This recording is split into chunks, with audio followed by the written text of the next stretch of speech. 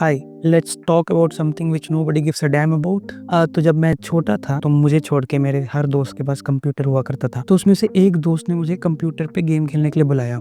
Basically game खेलने का मतलब होता था वो गेम खेलेगा और मैं उसको गेम खेलते हुए देखूं। That was the context because कोई भी उस टाइम पे आपको अपने कंप्यूटर को हाथ लगाने नहीं देता था। I think it was like that, पता नहीं। तो जो मुझे अभी भी याद है कि मेरी लाइफ का जो पहला गेम था that was house of the dead 1। उस वक्त मुझे पता नहीं था बेसिकली कि उस गेम की स्टोरी क्या है। तो मेरे लिए वो गेम एक तरीके से बस ये था कि हमें भूतों को बंदूकों से मारना होता है। That was the context for me at that time, जो मेरे दोस्त ने बोला था। और जब मैंने वो गेम देखा था पहली बार, तो जो छोटा वर्जन था मेरा, उसके होश उड़ गए थे। उस टाइप का गेम मैंने कभी देखा ही नहीं था, मैंने गेम ही नहीं देखा था पहले कंप्यूटर पे। So for me it was awesome. तो मुझे गेम इतना ज्यादा पसंद आया कंप्यूटर पे गेम्स देखना बेसिकली कि मैं हर दिन उसके यहाँ जाने लगा। मैं और मेरा दोस्त हर दिन स्कूल के बाद वहाँ पे उसके घर जाते थे और हम लोग गेम खेला करते थे। इस तरह मैंने रोड रैश खेला और भी बहुत सारे गेम खेले जो अब मुझे याद भी नहीं है कि उनका नाम क्या है, पर मुझे ये दो गेम रोड रैश और हाउस ऑफ द डेड 1 अभी भी याद है। तो वो गेम थे जो मैंने उसको खेलते हुए देखता था और मुझे बहुत ही ज्यादा अच्छा लगता था। बेसिकली शायद मेरे दोस्त की मम्मी को थोड़ा अजीब लगता था कि मैं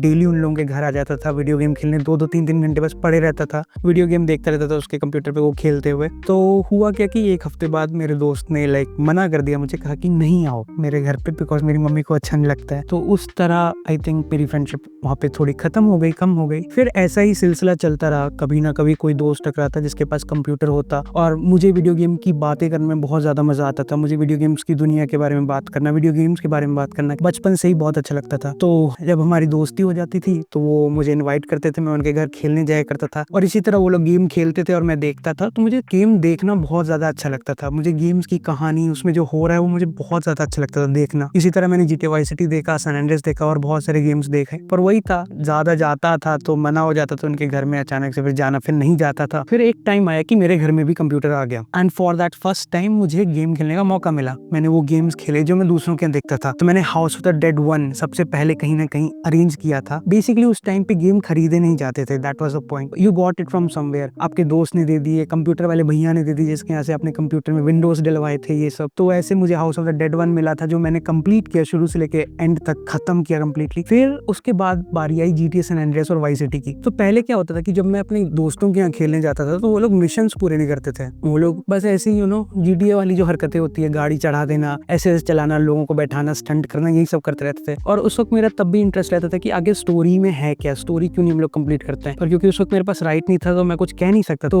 जब मेरे पास कंप्यूटर आया तो मैंने वो स्टोरीज कंप्लीट करनी शुरू कर दी। तो मुझे जब मैंने वाई सिटी की स्टोरी देखी, मुझे वो कहीं ना कहीं बहुत ज्यादा इंटरेस्टिंग लगी। फिर मैंने सैन एंड्रेस खेलना शुरू किया तो फिर वहां से एक पॉइंट उठा जो कहीं ना कहीं मेरे को बहुत ज्यादा इन्फ्लुएंस किया। वो था उसका वर्ल्ड। बेसिकली सैन एंड्रेस में आप जब लोगों को गुजरते देखते थे तो वो लोग आपस में बातें करते थे। तो उस वक्त मेरे को लगता था कि आखिर ये लोग क्या बातें करते हैं। तो बेसिकली जब मैं गेम खेल रहा होता था सैन एंड्रेस, तो मैं क्या करता था कि मैं एनपीसीज के पास जाके खड़े हो जाता था और वो आपस में बातें करते थे और उनकी बातें इतनी अजीब होती थी। फॉर एग्जाम्पल, एक आदमी है जो कहता है कि उसको एलियंस ने एबडक्ट कर लिया था, उसको किडनैप कर लिया था, उसके साथ एक्सपेरिमेंट किए हैं। तो उसका पूरा बिहेवियर ही यही है कि वो लोगों को बताते रहते हैं कि एलियंस रियल है, तुम्हें संभल के रहना चाहिए। फिर दो औरतें बात कर रही होती है कैसे उसको उसके पति ने प्रपोज किया एनिवर्सरी पे, पर उसको पता नहीं क्या दे दिया और उस लड़की को पसंद नहीं आया। और ये लिटरल कन्वर्सेशन है GTA सैन एंड्रेस में, आप चेक कर सकते हो जाके, पता नहीं अगर आपके पास है वो गेम तो अभी भी। वो लोग बहुत ही अजीब अजीब बातें करते हैं। उस गेम से मेरा इंटरेस्ट स्टोरीज और उस वर्ल्ड के ऊपर ज्यादा हो गया, मोर देन उस गेम में ये वो टाइम पास करने से। तो मुझे अब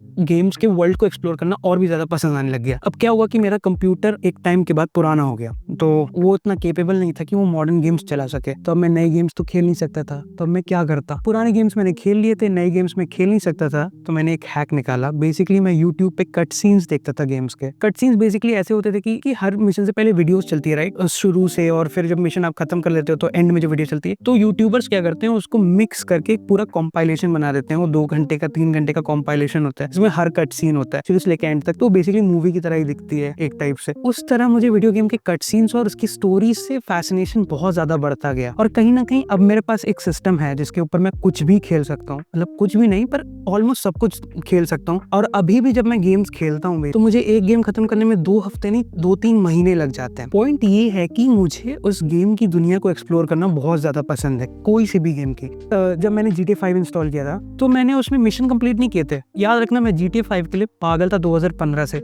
but I got this game in 2023। तो इतने सालों बाद जब मेरे पास ये गेम आया तो मैंने मिशंस नहीं कंप्लीट किए। पहले मिशन के बाद मैंने उसकी दुनिया एक्सप्लोर करना शुरू कर दी। मैं घूमता था, मैं गाड़ी भी नहीं लेता था, मैं वॉक करता था ये देखने के लिए कि उसमें पेडेस्ट्रियन का लाइफस्टाइल क्या होता है। मैं ये सब नोटिस किया करता था। मैं ये नोटिस करता था कि प्लेन कहाँ से उड़ता है, कहाँ उतरता है, पुलिस वाले कैसे रिएक्ट करते हैं। मैं ये छोटी छोटी चीजें नोटिस किया करता था GTA 5 में। ऐसा ही मैं GTA 4 के साथ भी करता था। और मैं कहीं ना कहीं कह सकता हूँ कि GTA 4 बहुत ही ज्यादा इस मामले में अच्छा है, उसका वर्ल्ड हद से ज्यादा इमर्सिव है। तो ये सब चीजें जब मैं नोटिस करने लगा, like world building, story telling and all of this, तो मेरे दिमाग में ये टॉपिक आया। बेसिकली मैंने पिछले वीडियो में भी बोला था कि anime as a medium of storytelling ignore कर दिया जाता है, उसको लोगों को देखना चाहिए। तो उसी से रिलेटेड मेरे दिमाग में ये बात है कि भाई वीडियो गेम को भी तो बहुत ज्यादा लोग इग्नोर कर देते हैं। यूजुअली वीडियो गेम्स की तो बात ही नहीं आती इस कन्वर्सेशन में, स्टोरी टेलिंग के कन्वर्सेशन में। लेकिन अगर एक हिसाब से देखा जाए तो वर्ल्ड बिल्डिंग का best example actually video games ही है, कंपेयर किया जाए अगर टोटल मीडियम ऑफ एक्सप्रेशन को अगर हम लोग देखें, चाहे वो नोवेल हो गया, सिनेमा हो गया,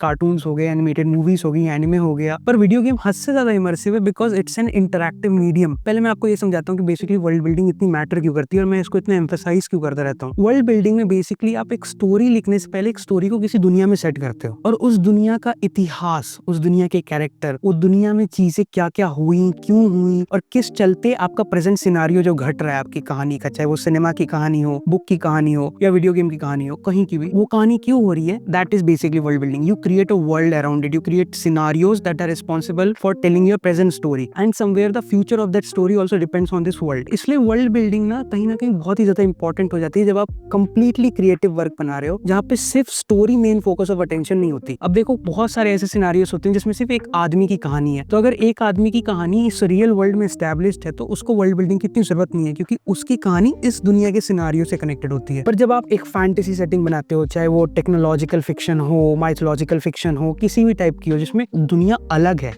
इस प्रेजेंट वर्ल्ड से, या इसकी ट्रेजेक्टरी थोड़ी अलग हो जाती है, कुछ चीजें अलग हो जाती है, जैसे फॉर एग्जांपल वर्ल्ड वॉर 2 में कैरेक्टर्स बदल जाएं, एलाइज और एक्सेस बदल जाएं, जीतने वाला बदल जाए, तो क्या कहानी होगी। इन सब सिनारियोस में वर्ल्ड बिल्डिंग का बहुत ज्यादा रोल होता है। और वर्ल्ड बिल्डिंग अगर आपको अच्छे से समझना है then I think video game आपको खेलना शुरू कर देना चाहिए। मैं फिर से फालतू का ज्ञान दे रहा हूँ, but it is important for you to understand कि वीडियो गेम क्यों इतना इंपॉर्टेंट है। Because when you play video game you are not bound to a single boundary कि आपको ए से पॉइंट बी तक जाना है। देखो सिनेमा और बुक्स में एक चीज होती है, सिनेमा में आपको point A to point B एक कहानी होती है, यहाँ से शुरू होगी यहाँ से खत्म होगी, और इसमें हर चीज जो आप देखते हो उसमें डायरेक्टर की मर्जी इन्वॉल्व होती है। वो आपको सीन्स दिखाता है, फुटेजेस दिखाता है, बेसिकली कैमरा उसके विल से घूमता है। Same goes for novels. Novels में भी जो राइटर ने लिख दिया आप बेसिकली वही पढ़ते हो, उससे ज्यादा आप कुछ नहीं पढ़ सकते। पर वीडियो गेम में आपके पास फ्रीडम ऑफ मूवमेंट होती है, आप उस दुनिया में इंटरैक्ट करते हो। आप चाहो तो एक कोने में जाके उस न्यूज़पेपर को पढ़ सकते हो कि उसमें क्या लिखा है, आप जाके एक आदमी की बात सुन सकते हो कि वो लोग आपस में क्या बात कर रहे हैं और वो क्या कहना चाहते हैं। ये जो फ्रीडम ऑफ मूवमेंट होती है ना, वो वीडियो गेम में होती है, बाकी कहीं पे भी नहीं होती। और बेसिकली एक चीज है आर्ट के साथ, art is unique, I don't doubt that, art unique होती है, पर आपको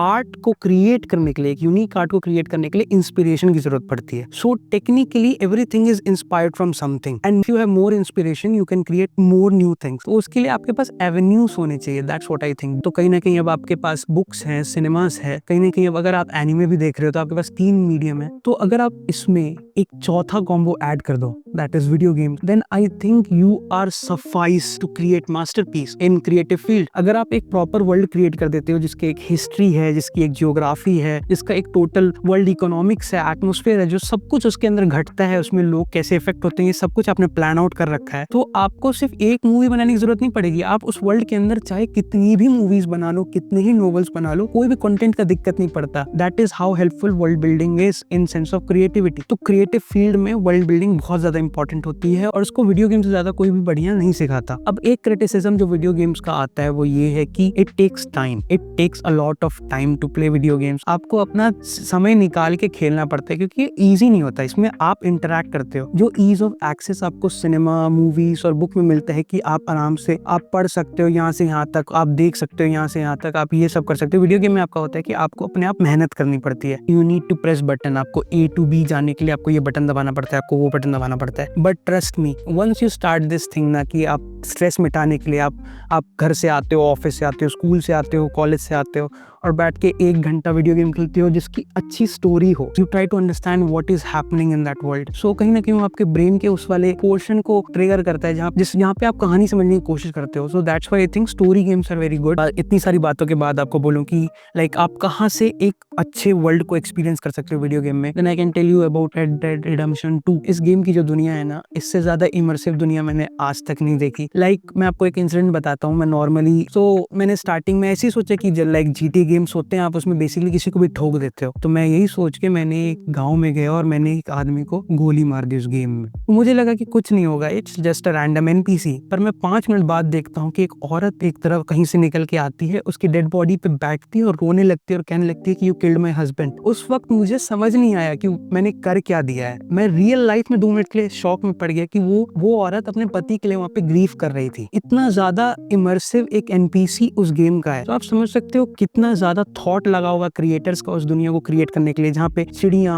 एलिगेटर्स, भालू, लोग जीते हैं, वो अपना डेली लाइफ करते हैं, वो सुबह उठते हैं, काम करते हैं, शाम को घर जाते हैं, उनके रिलेशंस हैं, वो आपसे इंटरेक्ट करते हैं, बातें करते हैं। आप उस दुनिया में कुछ भी उल्टा सीधा करते हो तो वो खबरें फैलती हैं। इतना ज्यादा थॉट प्रोसेस अगर क्रिएटर्स का वीडियो गेम में डलता है, और वो थॉट प्रोसेस अगर आप as a creative artist adopt करते हो अपने किसी भी टाइप ऑफ क्रिएटिविटी में, तो कितना ज्यादा हेल्पफुल हो सकता है आपके लिए। और कहीं ना कहीं वीडियो गेम्स ना कभी कभार सिनेमा को भी मात दे देते हैं अपनी इमर्सिव स्टोरी टेलिंग को लेकर। फॉर एग्जाम्पल, अगर मैं आपको कहूँ डेथ स्ट्रैंडिंग के बारे में, बेसिकली ये गेम है जिसको आप अगर सरफेस पे देखो तो आपको हद से ज्यादा बोरिंग लगेगा। मुझे ये पर्सनली बहुत बोरिंग लगता है, बशर्ते इसको पता है बनाने वाला कौन है, हिडियो कोजिमा, जिसको वीडियो गेम दुनिया का क्रिस्टोफर नोलन कहा जाता है। बेसिकली ये वीडियो गेम ये मूवी के अंदर वीडियो गेम बनाता है, ऐसा आप कह सकते हो। And he has such a good stories to tell. Basically Death Stranding को आप ऐसे समझ सकते हो, he predicted COVID before COVID, ऐसा आप कह सकते हो। ऐसी स्टोरी टेलिंग है उसकी। बेसिकली वीडियो गेम डेवलपर्स जो होते हैं ना, वो भी कहीं ना कहीं डायरेक्टर्स की तरह सोचते हैं। उनकी भी क्योंकि माइंडसेट जो होता है वो उस लेवल पे होता है। They imagine a world, they imagine characters, how they will live,